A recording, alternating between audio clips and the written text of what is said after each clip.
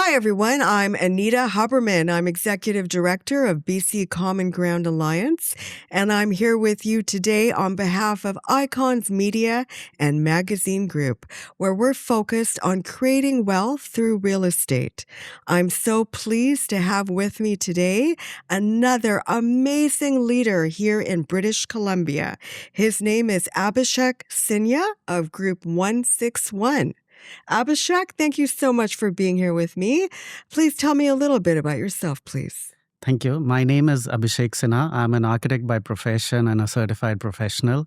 I've been working in this industry for the past 20 so years, and with about 10 years of Canadian experience at Group 161 and Barnett Dembeck Architects, and mostly dealing with residential projects in the Lower Mainland area. And I'm very happy to be here and share my insights and design perspectives towards this talk. Thank you so much for being here with us. Now, tell me a little bit about your perspective when it comes to architecture. It's not only about aesthetics, how it looks externally, but how does it create long-term property value? So I'll start by a quote by Winston Churchill where he mentioned, "We shape our buildings and thereafter the buildings shape us."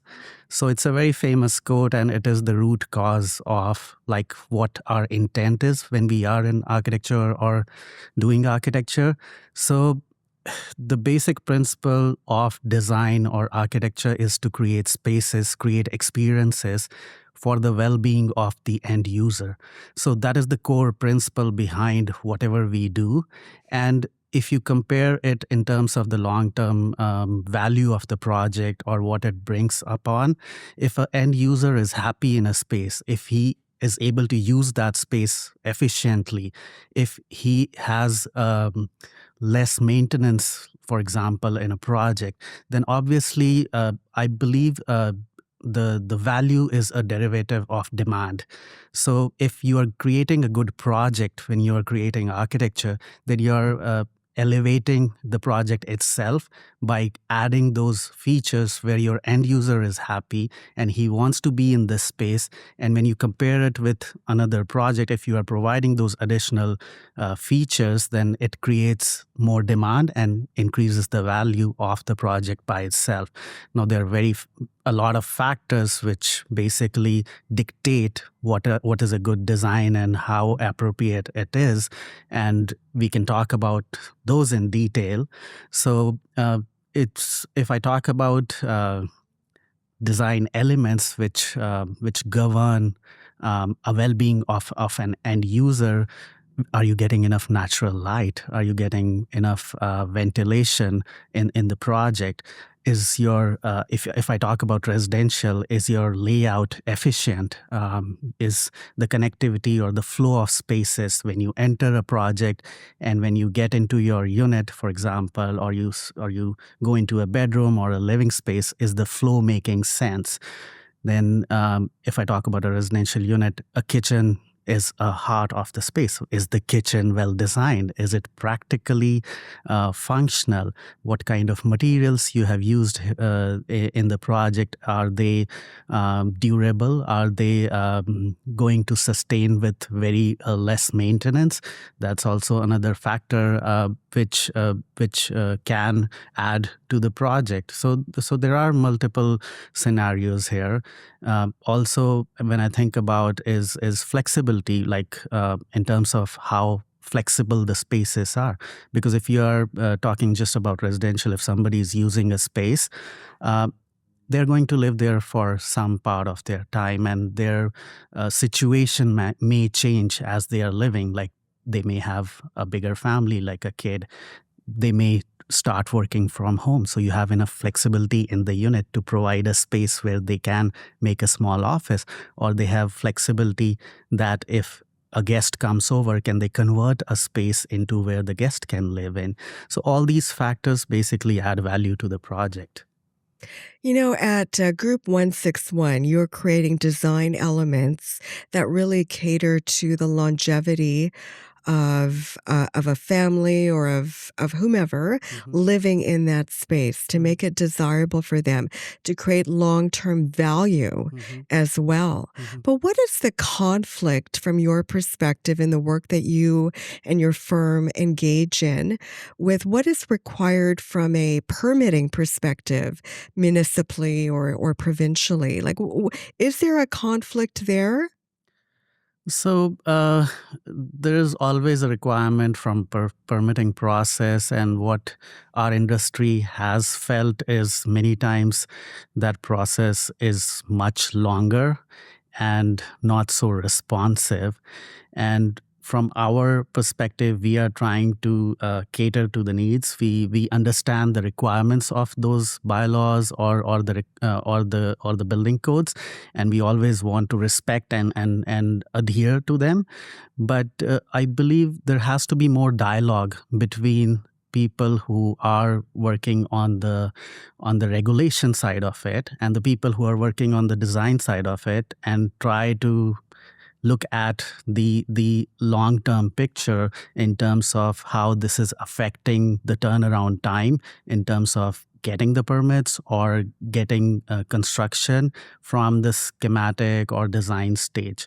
And I'm not trying to blame here anyone. It's just I'm trying to give more ideas in terms of more collaboration so that we all can work together, and more insights from the professional side of the industry, like design professionals, people who are into realtor profession, like what they feel, and then the end user, and try to make the system more efficient in whatever way we can. What you're talking about is an ecosystem of different ingredients in the overall recipe.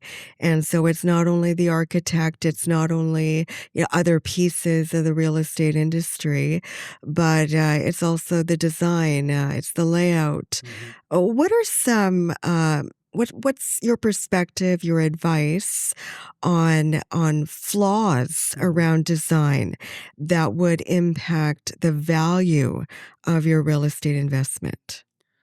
So, in terms of flaws, I think any architect or designer has to be very mindful. At Groom Fund 61 and Bounded Dembeck Architects, we are very mindful whenever we get a project. We think about the end user, like who this segment is catered to, what the function of the project is, and also privy to the context where this project is going to be situated, the connection to transit, let's say, so whether we need enough parking or we can have reduced parking because we are closer to transit, and if we are targeting a segment where we are targeting people who are more bachelor or less with families, or if we are targeting a segment where there are going to be more families. So based on that, we see mostly the flaws, or I would say not so much insight when you are designing.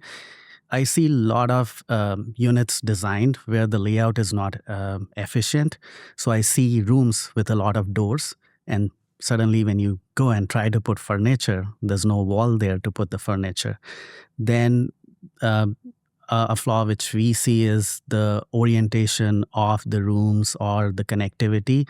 Like many times we see your living spaces have doors to the bedrooms directly adjacent.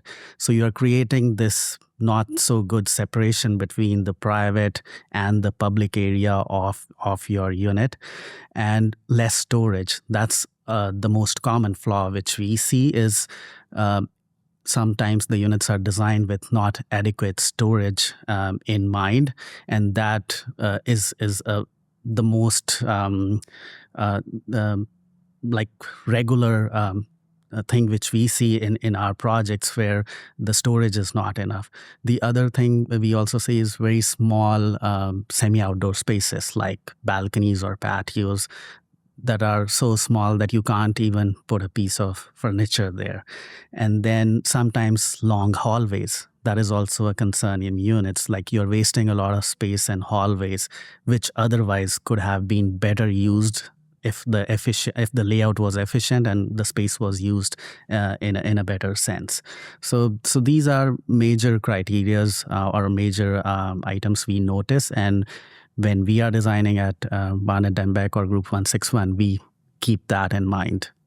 So, does Group 161 work with developers, with the development community when they're building and designing their condo spaces or even detached homes or duplexes? How do you work in that ecosystem?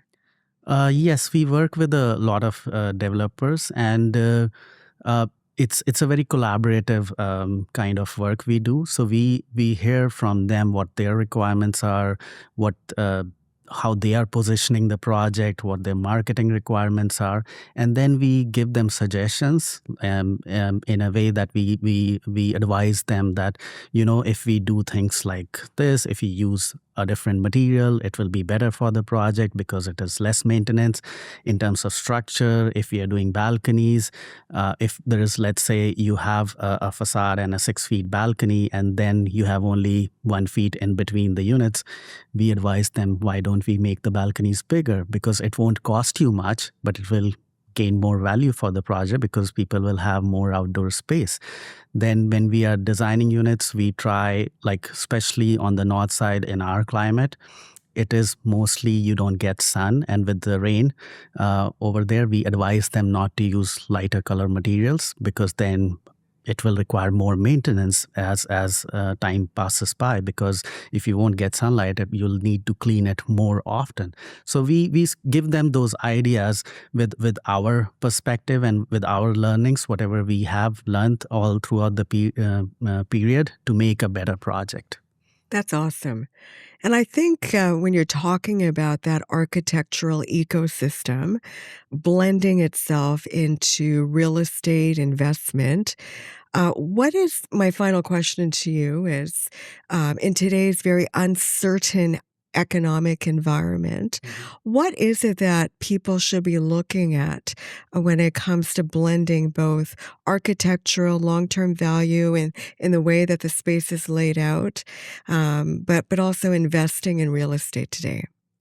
So I strongly feel that although design was a very important component of any project from the beginning, but in today's market, it is much more important.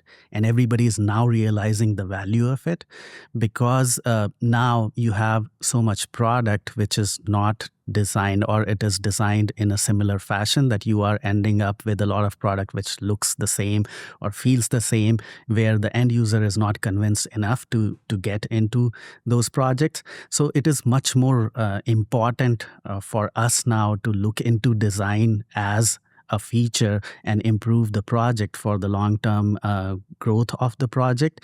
And also, as you mentioned about this ecosystem and collaboration, and to learn from what has happened around the market, to make the projects better, considering all these elements in terms of design, flexibility, longevity, which we talked about, and also create a benchmark for the coming years and the generation which is going to get into the segment, because I see a lot of developers now passing this to the next generation.